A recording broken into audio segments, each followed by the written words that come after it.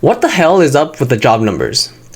It seems like we're getting all this data, and we're in 2020, almost 25.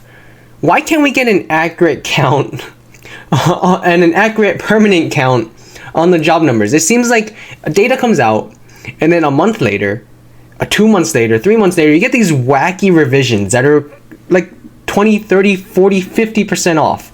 And it doesn't make sense. One camp of the people are saying the economy's fine, there's a bunch of jobs being created, everything's hunky-dory, hooray, right? The other camp is saying the economy's gone to shit, we're all screwed, no one's employed, everyone's effed.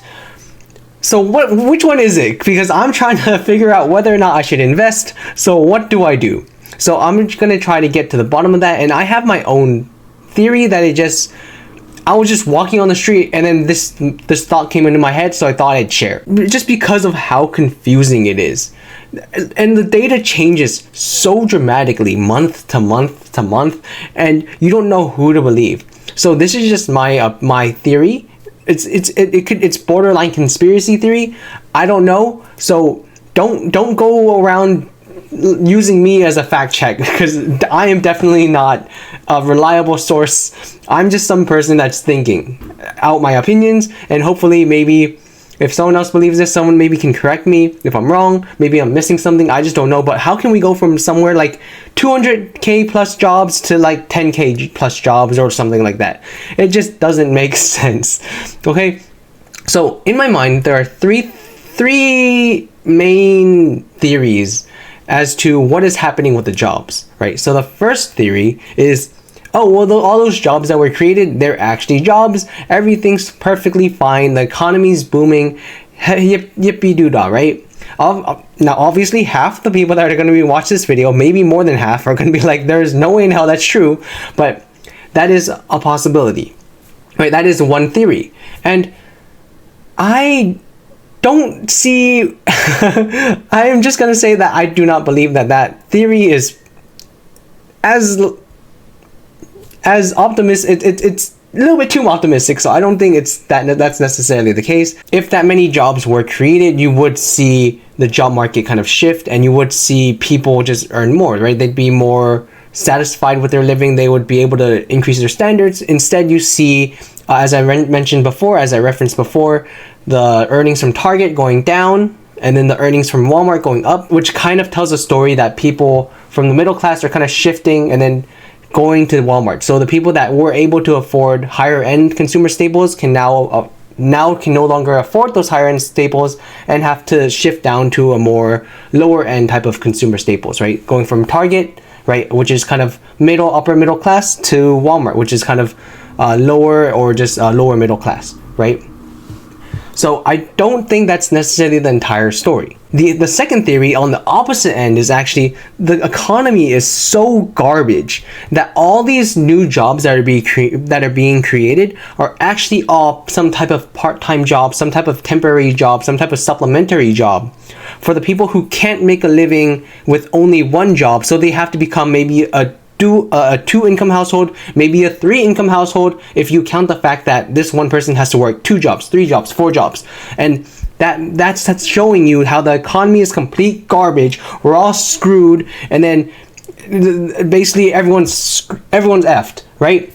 And again, I don't necessarily see that to be this case, because if you see inflation I'm not saying, no, this video is not going to be talking about inflation, but you do see rising prices in travel, in services, right, in cruise lines, right? You see those consumer discretionaries, on the other hand, they are increasing in price, which shows a higher demand, which, if not even a higher demand, at least it does show a higher demand, right? Because people are willing to pay more money for the same good. And because that's the case, then I don't see that.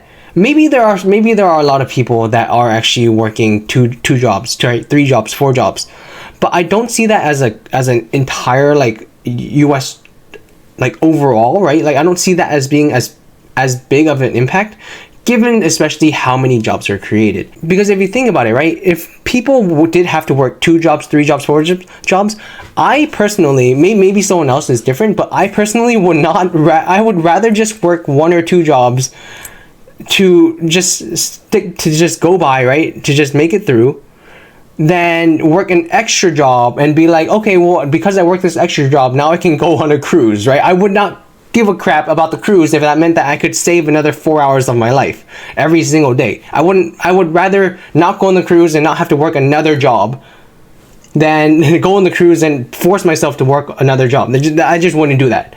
But maybe I'm missing something. So I don't necessarily think that there's this giant trend of people having to work that many more extra jobs. Maybe you go from a 1 income household to a 2 income household, where you have, instead of having just 1 person working in the household, now you have 2 people working in the household. I do think that is possible, but to the point where you're saying everyone or a lot of people are working now 3-4 jobs, I don't necessarily see that to be the case, just because, as I said before, if I had to work that many jobs, I wouldn't spend it on consumer discretionaries.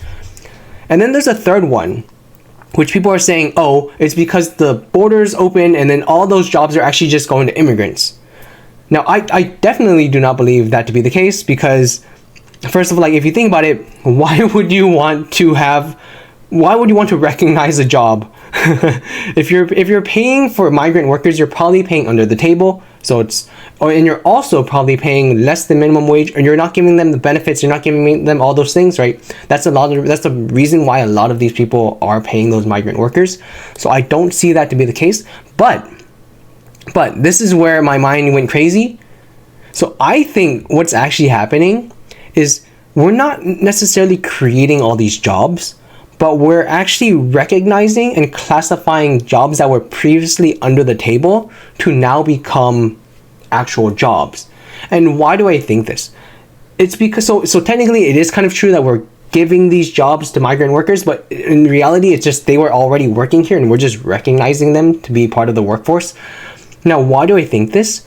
It's because of the recent increase in, where is this? It's because of the recent increase in news articles that have to do with child labor laws. Like, hear me out. It might be like, what does that have to do with anything, right? So, what I believe is that maybe the Labor Department is actually going to these jobs and finding out people, when they go to these jobs, they're trying to find jobs and classify people working as creating a job. Right, so maybe you hired a migrant worker under the table to pick apples, or to be a janitor, or something like this, something of the sort. Or maybe you work in a meat packaging company for less than minimum wage. But before they were undocumented, they were not recognized because they were being paid under the table. But now they're actually being recognized as part of the labor force. So, and then in that kind of survey, when the Labor Department does go into those companies, they're also finding more and more cases of child labor, what are they called? Basically, they're finding more and more cases of people using child labor, and then that's why they have to do this investigation. So it's not that they found this company and started investigating. It's they went in there trying to classify non-documented work as now work. And in the process of doing so, I believe that they found cases of people abusing children to work. And that's why you see all these, these are all recent, right? 3 weeks ago, 5 days ago, right? These are all pretty recent, even within the year, right? May 6th, that's within the year. And I've seen articles talking about Ford, Nature Valley, Burger King. There's some meat packaging, I think it was Q-Vest or whatever, Q-Vest. So you see all these investigations into child labor, now even HelloFresh. So in my opinion, it isn't necessarily a one-to-one, but I guess a TLDR is, in my opinion, is how do we find all these allegations or all these violations of child labor laws? It's because maybe conspiracy, where's I don't have my little piece of foil, but I think it's because the Department of Labor yeah, they were going to all these companies, all these factories, to classify these migrant workers as actual employees. And in the process, they found all this bull crap, like all these kids working in like inhumane situations, inhumane environments. But yeah, I don't know. Like, this thought just came into my mind as I was looking through the news, and I was like, what's up with, like, why have I been seeing more and more of these violations of child labor laws?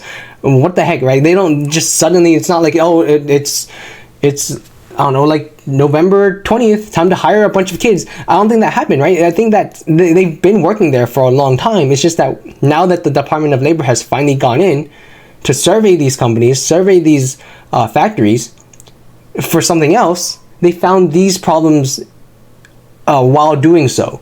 That's kind of where I see why we are recognizing so many jobs so suddenly, right? You know, I just don't understand why else that would be the case, or I just don't understand how we can get so many, like how the increases in jobs can be so random, right? It's so random. It's so, and the volatility of how many jobs are increasing and being revised is so ridiculous that I was just like, what the heck is happening? And that's just what came to mind. So maybe, I don't know, maybe I'm wrong, maybe I'm missing something. I don't know. What are your opinions? That's just my thought. So in a way, I don't think that necessarily the jobs being created is fake, but they're just recognizing a workforce that was previously not recognized. That's my opinion. I don't know. Bye.